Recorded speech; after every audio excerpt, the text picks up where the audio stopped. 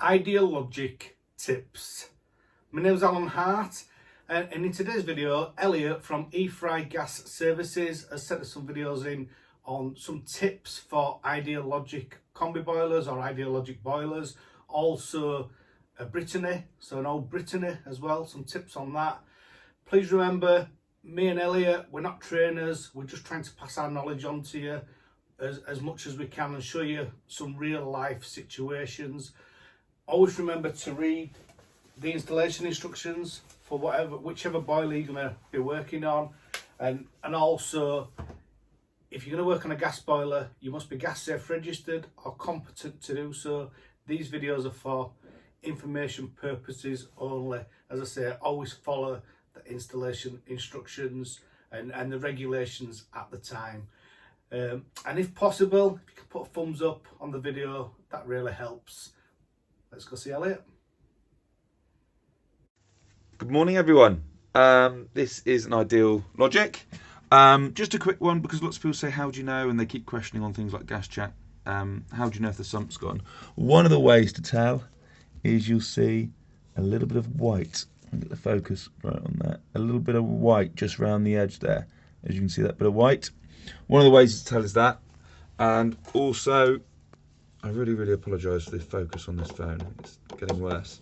The other way to tell is, quite often you'll get it when you take the screws out of the sump plate. I'm trying to do this one-handed. You'll see, where's the camera? I'll pop it there. You'll quite often see, if that's going to focus, it's not going to focus there, sorry. Let's put it on there.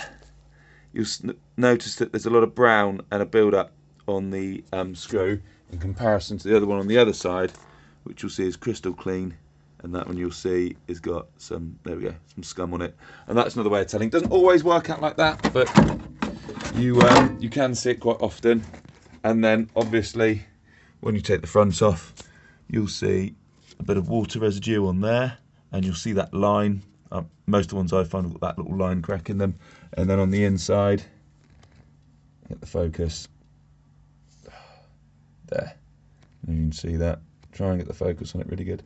There's the airline crack, and you can see it's going down through the body there, straight down through. So yeah, just a little helpful one for those not knowing exactly what to look for. That can give you a little idea. This picture's been sent in from a subscriber. Just goes to shows you inside an Ideal Logic, somebody has modified the appliance. They've removed the condensate trap and they've left it in a very unsafe situation. Obviously you've got a copper pipe there connecting to the bottom of the boiler, really. So not good at all. Another quick little thing that I do is, on the ignition and recognition electrodes, I always file them off. Every year that I do a service on a Logic, I'll always file the electrodes just to clean them off, make sure they're reading pretty well. And the importance of flushing through a heat exchanger, if I can do this right with one hand. Use what you want. Some people use white wine vinegar, some people use Coca-Cola. I just use water personally, but pour it through, and the amount of, you saw that all come through then, the amount of grit, build up basically that you get through, really can be quite a lot. So, and it does make a massive difference on how the appliance burns, how much cleaner it will burn. So if you can seal that in there, we'll give that a good wash through and try and get rid of all of that. On the Ideal training course, we was told that we should only use water to flush this through. So again, always check with the manufacturers and make sure you're not putting anything through there that's going to damage the heat exchanger. Okay, so a quick one.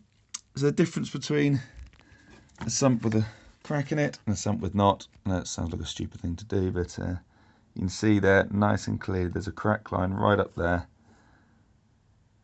I've put it at the centre of the screen for you guys. Get the focus on. There we go. You can see that crack. Clear as daylight. There. All the way around. And on the front. There. And underneath. There. If you can see that. So there's the crack. And the new one, obviously, there won't be a crack on a brand new one. But a comparison, so you can see they are fairly easy to spot with your eyes and with a camera that focuses okay. There it is. So big difference. Now apparently these are made out of a slightly different composite, or so rumour would have it. Other people may say different. The rumour I heard, they're made out of a slightly different composite. But I have replaced ones that have already been replaced, not by myself but by the people. So I suppose time will tell. But yeah, old one out and the new one will be going in. Also, I find that greasing the top seal does help it go in and sit in and not screw up the rubber when it fits into the lip there. So for me, I grease the seal on the sump every time. You'll know when the sump's in, you'll know when the rear's in, but if you do question it, if you do panic, like I'm a faffer, you can always use your mirror, and I mean I can see that clear as daylight, but it's not going to pick it up on the camera. Let's just see if we can. There, see where the black is touching the grey real tight? Just there, that's the bottom of the sump there in the black, and the grey on the mirror there. You can tell that's done tight. But also, if you can go by feel, if you're happy going by feel. So reach around, everyone loves one of those. Make sure it's tight. Reach around the other side, make sure it's tight. Because you can't feel the rear clips so much, or certainly this one, which funny enough always snaps when I take these off. You can never feel this one's on. That one just about, maybe, if you can get your finger in the gap. But yeah, you'll know when it's on because it'll make a real big crack. If you're questioning, oh, is it on? Then it probably isn't. So take it off again. Yeah, take the front off and you'll probably find the back will drop out. And as I'm sure a lot of other people do, just loosen up the main heat X screws. Does make it a little bit different. You can pull it out. And I don't want to jinx this job, but I've never had one of the main heat X seals leak. I'll jinx it now, and I don't have any of those spare on the van. But yeah, just a little helper. Loosen up the main heat X screws. Makes it a lot easier just to wiggle it a little bit, really. There we go.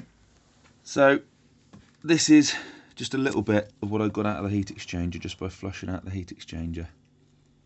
It's quite a lot. So this is why giving the heat exchanger a nice flush through really is a good idea, because that's quite a lot, and that's just for the heat exchanger. From what I decided to say about the heat exchanger, there's loads outside. I washed it through. Dead bee or wasp there as well that came out the trap.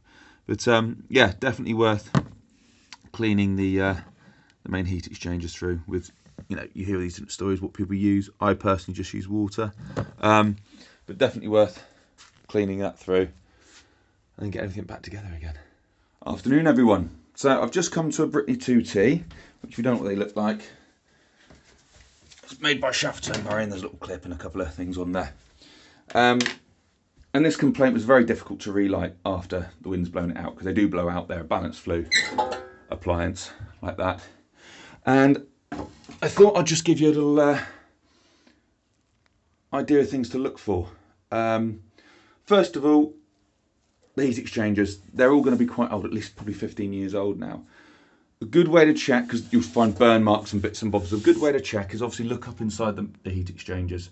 And what you want to look for, get another torch, shine a torch around the outside of this, around everywhere, and it's normally where the pipes touch the heat exchanger body. Shine a torch, and if you can see light beams coming through anywhere, then you know that it's the heat exchangers had it. Now you will get little bits of light, try and get this and that there, little bits of light, if I can get the camera at the right angle. Where are we? I can see what we can see. Up round here, where the heat exchange, this main part of the heat exchanger comes through the body, because there are gaps. That's manufactured that way, look. Small gaps. There we go. So you're going to get bits of light come through there. But if you get anything come through around where the pipes wrap around the body here, then you know the heat exchanger's done. You need a new main heat exchanger, which, as far as I know, you cannot get anymore. The last one I had to replace for a friend in his fish and chip shop. I had to get a second-hand one that was in half decent nick. So that's one thing to look out for. And the other thing is take the flue hood off, which is here. Okay, take the flue hood off. check the rope gasket. These appliances are going to be old now and they take a bit of a smashing. They're great, but unfortunately they don't make them anymore. Pull this flue out because, you know, that looks a little bit rusty inside. A little bit rusty. Yeah, it is what it is. But when you take it out and you have a little look, see the small holes there, look? Lots of small holes. And again, if you're not sure if there are holes there or not, shine a torch up through it. Annoyingly, I'd left my torch parked a mile away. I'm working in Dartmouth. But yeah, you'll see lots of little bits of light. It'll look like stars coming through. So check that out. See if you can see any small holes. And if you do, obviously that's not a good thing. I'll try and show you one here. Can you see the little light bits? I've got my torch on the phone going, so it may not help, but I don't think I can turn my torch off while I'm filming. But what you, there, a couple of little light dots there, look. See them? So it gives you a little idea. Light will always penetrate through small holes. It's great for the heat exchangers and the flues. Check them out. Unfortunately, I don't think we can still get a flue for the old 2T, so this may be end of life for this beauty. But yeah, I just thought it was a good little helping hand, little thing to understand on this. So keep your eyes open because there's not a great deal of these around anymore. And those who are new to the industry, you will find the odd one and you're going to go, oh, what do I need to check?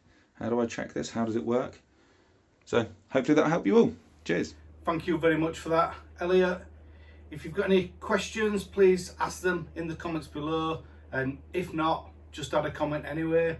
Maybe if you've got nothing to say, just put Ideal Logic or something like that. Much appreciated. The thumbs up and the comments really help with the video. And if you want to send any videos in, if you could send them in on landscape, videos or pictures, send them in on landscape and that'd be really helpful for the channel. Yeah, thanks for watching.